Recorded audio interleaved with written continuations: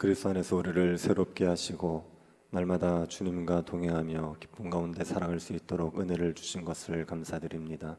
이 하루도 주의 성령께서 우리를 이끌어 주셔서 즐거이 주의 뜻에 순종하며 하나님이 주시는 신자의 영광을 누리고 살아가는 복된 하루가 되게 하여 주옵소서. 걸어가신 예수님 이름으로 기도드립니다. 아멘. 찬송가 182장입니다. 182장입니다.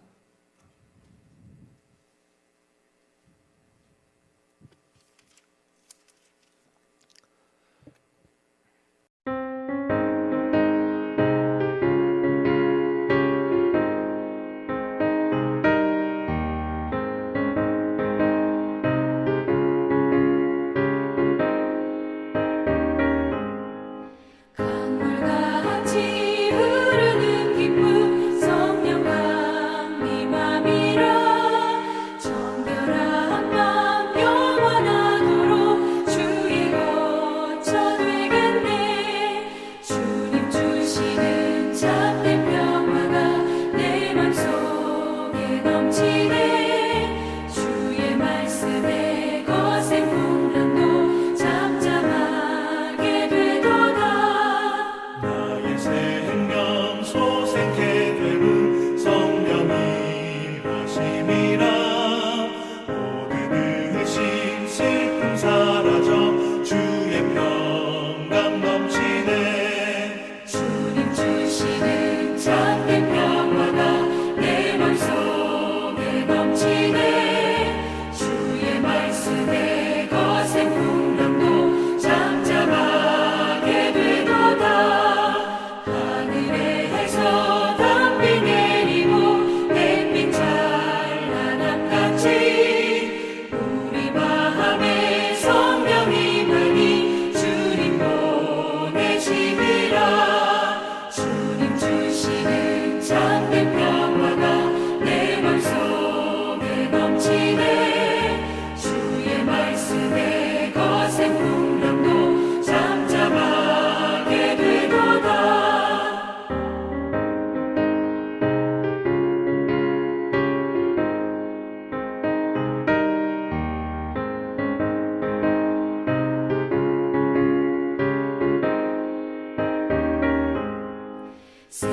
생명신에 넘쳐 흘러서 마른 광야 적시니 의의 열매 무르익어서 주수를 기다리네.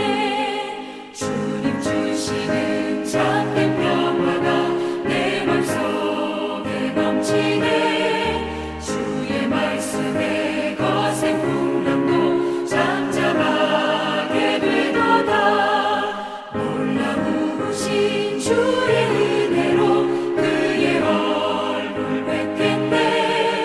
평화로운 안식처에서 영원토록 쉬겠네. 주님 주시는 참된 평화가 내 맘속에 넘치네.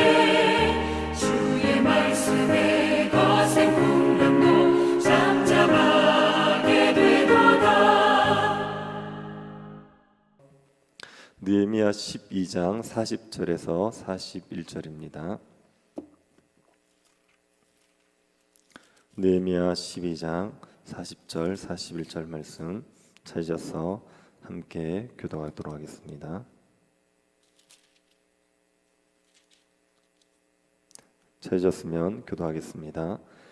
이에 감사 찬송하는 합독하도록 하겠습니다.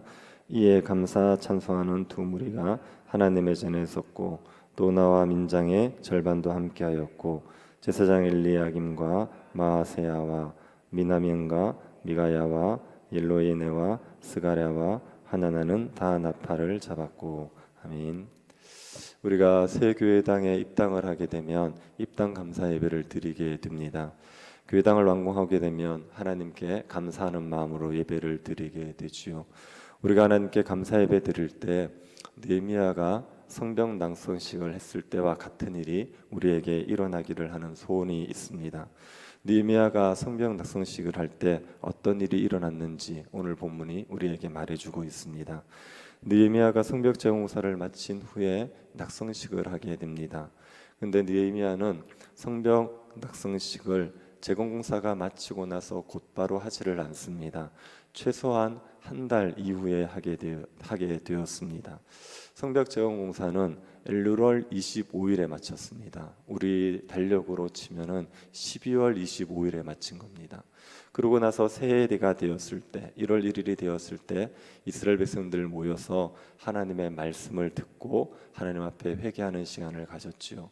그리고 그 다음 날은 백성의 지도자들이 에스라에게 모여서 성경 공부를 했습니다.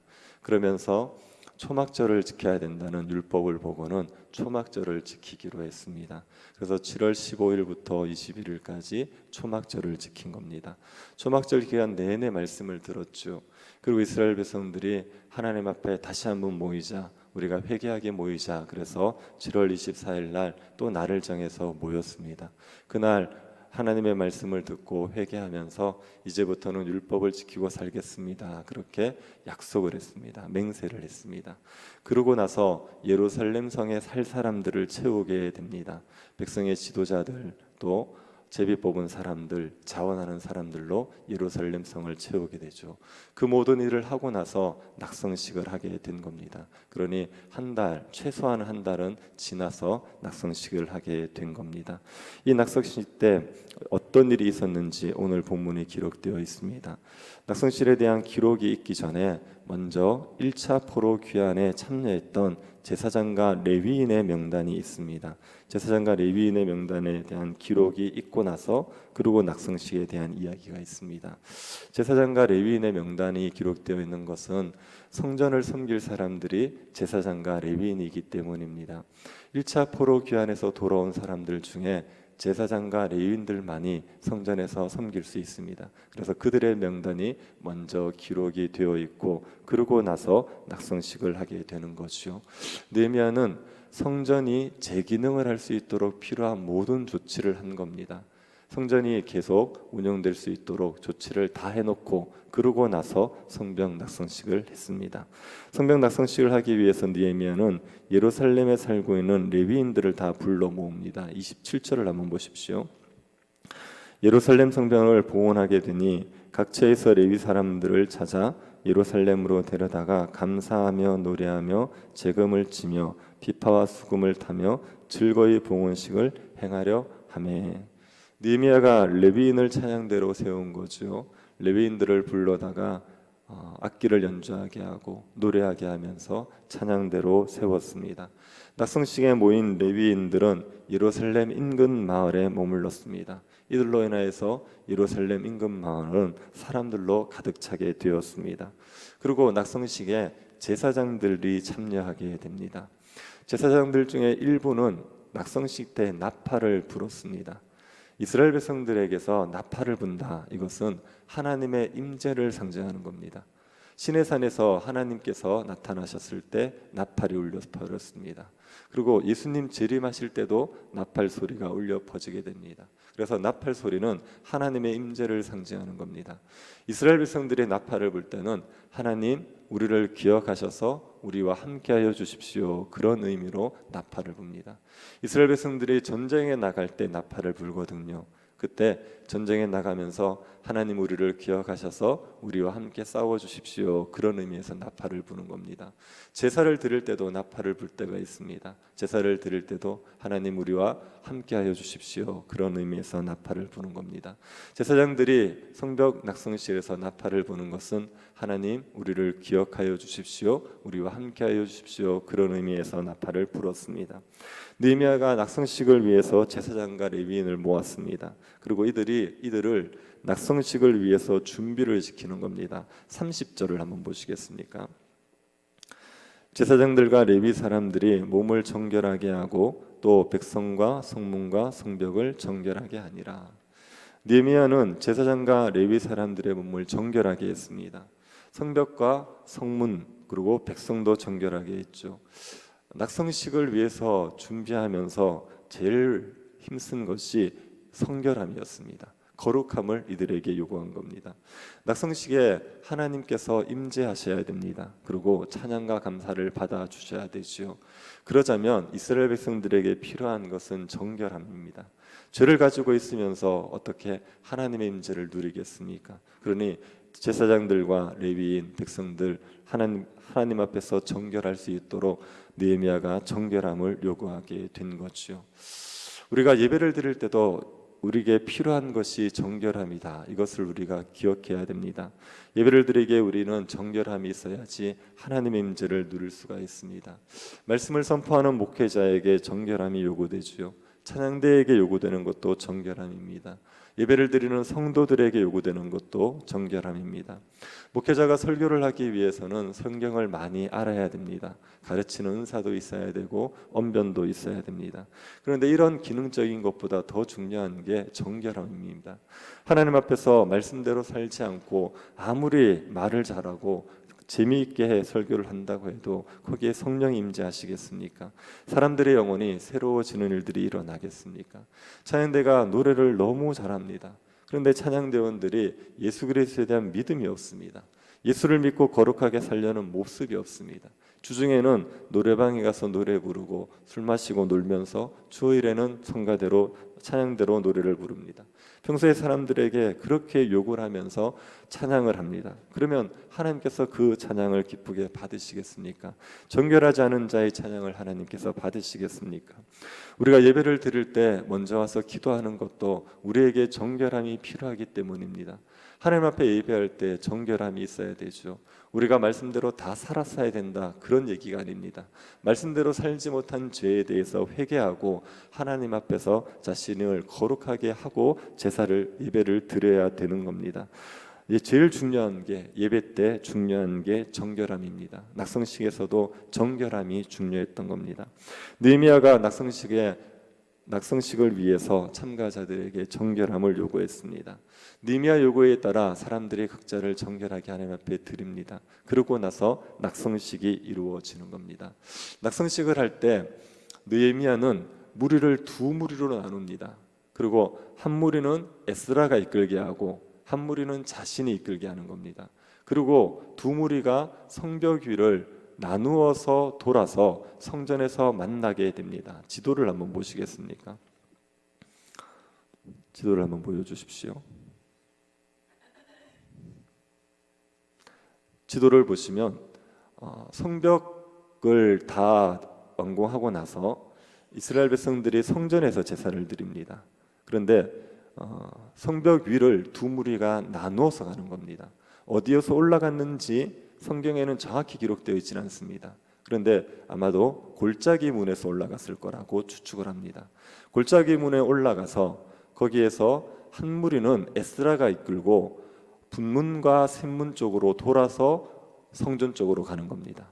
그리고 한 무리는 느헤미가 이끌고 옛문과 어문, 양문 쪽으로 돌아서 성전 쪽으로 가는 겁니다. 그러니 두 무리가 성벽 위를 걸어가서 성전의 동문이라는 곳, 여기에서 만나서 성전에 들어가서 제사를 드리는 방식인 겁니다. 그래서 성벽 위를 가면서 제사장들이 나팔을 부르고 레위인들이 찬양을 부르고 백성들이 하나님께 감사하는, 그렇게 성벽 위를 걸어가서 동문 쪽에서 만나서 성전에 가게 해서 제사를 드리게 되는 거죠. 다 완공된 성벽 위를 두 무리가 걸어가면서 이 성벽을 하나님이 지으셨습니다. 하나님께서 완공하셨습니다. 그렇게 고백을 했습니다. 그리고 성전으로 가서 큰 제사를 드리게 됩니다. 4절을 한번 보시겠습니까? 43절입니다. 이날에 무리가 큰 제사를 드리고 심히 즐거워하였으니 이는 하나님이 크게 즐거워하게 하셨습니다. 부녀와 어린아이도 즐거워하였으므로 예루살렘이 즐거워하는 소리가 멀리 들렸느니라. 하나님 앞에 제사를 드렸을 때 예루살렘에 심히 큰 즐거움이 있었습니다. 왜 즐거웠다고 말하고 있습니까? 하나님께서 크게 즐겁게 하셨기 때문입니다. 하나님께서 주신 즐거움이 있어서 예루살렘의 기쁨이, 웃음소리가 가득한 겁니다. 그 웃음소리가 멀리 있는 마을에 들릴 정도로 그렇게 예루살렘에 큰 즐거움이 있었습니다.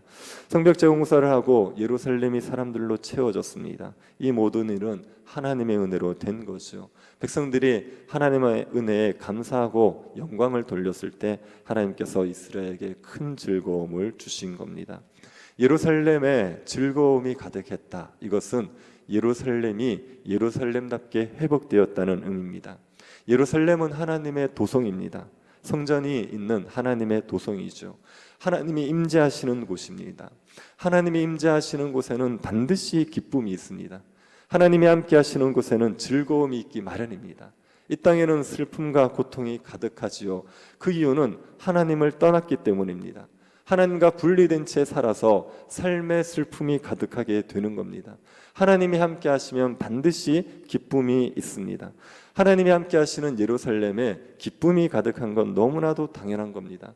예루살렘에 기쁨이 있었다. 이건 예루살렘이 예루살렘답게 회복이 된 거죠. 드디어 예루살렘이 예루살렘다운 모습으로 변화되게 된 겁니다. 우리가 교회가 교회답다고 말할 때 여러 가지 요인들이 있겠죠. 그런데 그 중에 필수적인 건 기쁨입니다. 교회에 기쁨이 없으면 그건 교회다운 것이 아닙니다. 교회에는 하나님의 임재가 있습니다. 하나님이 함께 하시는 곳에 기쁨이 없다는 것은 말이 되지 않습니다. 하나님은 모든 슬픔을 걷어내게 하시고 우리에게 기쁨이 가득하게 하시는 분입니다. 만약에 교회에서 기쁨이 사라졌다, 교회에서 웃음이 사라졌다, 그러면 교회에 문제가 있는 겁니다. 교회가 교회답지 못한 모습이 있는 겁니다. 하나님께서 함께 하시는 교회는 성도들이 예배하면서 기뻐하고 하나님과 하나님 안에서 서로 사랑하면서 기뻐하는 그 기쁨이 충만하게 되는 겁니다. 교회가 세상을 정복할 수 있었던 이유가 무엇인지 아십니까? 교회가 세상에 영향력을 끼칠 수 있었던 이유는 교회 가운데서 기적이 일어나고 이런 것들 때문만은 아닙니다. 세상 사람들이 교회를 보면서 교회에 오고 싶었던 이유는 교회에 기쁨이 있었기 때문입니다. 사람들이 그토록 원하는 즐거움, 세상 가운데서 아무리 찾아도 찾을 수 없는 즐거움이 교회 가운데 있었기 때문에 사람들이 교회로 모여들었던 겁니다. 초대교회에 대한 기록들을 사도행전에서 보십시오. 무리가 모였을 때 크게 기뻐했다는 표현들이 여러 번 나옵니다. 하나님이 임재하시는 그곳, 하나님이 함께 하시는 그곳에는 기쁨이 가득한 거죠. 그래서 교회가 온 세상을 뒤덮게 된 겁니다. 사람들이 교회 안에 있는 즐거움을 함께 누리고 싶어서 그래서 교회를 오게 된 거지요. 우리가 새 교회당에서 입당하면서 우리에게도 이런 큰 기쁨이 있게 되기를 축복합니다. 하나님의 은혜로 우리 교회에도 큰 즐거움이 있게 되기를 바랍니다. 하나님의 말씀으로 우리 자신을 돌아봅시다. 우리가 말씀대로 살지 못했던 죄들, 그 죄들을 회개하고 이제는 말씀대로 살겠다고 마음을 새롭게 합시다. 우리가 새 교회당에 들어갔는데 여전히 말씀을 순종하지 않고 우리 마음대로 산다 그러면 새 교회당에 간 것이 무슨 의미가 있습니까? 하나님의 말씀에 순종하는 내적인 새로움이 있을 때 새 교회당에 가서 우리가 더 큰 기쁨을 누릴 수 있지 않겠습니까? 그러니 우리가 말씀대로 살지 못했던 우리 자신의 죄를 회개하고 그리고 하나님 앞에 말씀을 지키겠다 다짐하고 하나님께만 영광을 돌리면서 우리 교회도 큰 즐거움이 있는 그런 입당 예배가 되고 새 교회당에서의 우리의 신앙생활이 될 수 있기를 간절히 바랍니다. 자비하신 하나님, 우리에게 은혜를 베풀어 주셔서 감사드립니다. 하나님께서 우리에게 큰 즐거움을 주시는 분인 건 믿습니다. 하나님의 말씀으로 우리 자신을 돌아보게 하여 주시고 말씀에 순종하게 하여 주옵소서. 하나님께만 영광을 돌리게 하여 주셔서 하나님이 주시는 즐거움이 가득한 교회 될 수 있도록 은혜 베풀어 주옵소서. 걸어가신 예수님 이름으로 기도드립니다. 아멘. 하늘에 계신 우리 아버지여, 이름이 거룩히 여김을 받으시오며 나라의 임하옵시며 뜻이 하늘에서 이룬 것 같이 땅에서도 이루어지이다. 오늘날 우리에게 일용할 양식을 주옵시고 우리가 우리에게 죄 지은 자를 사하여 준 것 같이 우리 죄를 사하여 주옵시고 우리를 시험에 들게 하지 마옵시고 다만 악에서 구하옵소서. 대개 나라와 권세와 영광이 아버지께 영원히 있사옵나이다. 아멘. 새교회당 건축을 위해서 기도해 주시기 바랍니다. 그리고 병중에 있는 성도들이 있습니다. 하나님께서 긍휼히 여겨 주시기를 기도해 주시고 겨울 사역들 하나님께서 은혜 가운데 성령의 충만함을 경험할 수 있게 달라고 기도해 주시고 개인적으로 기도하시기 바랍니다.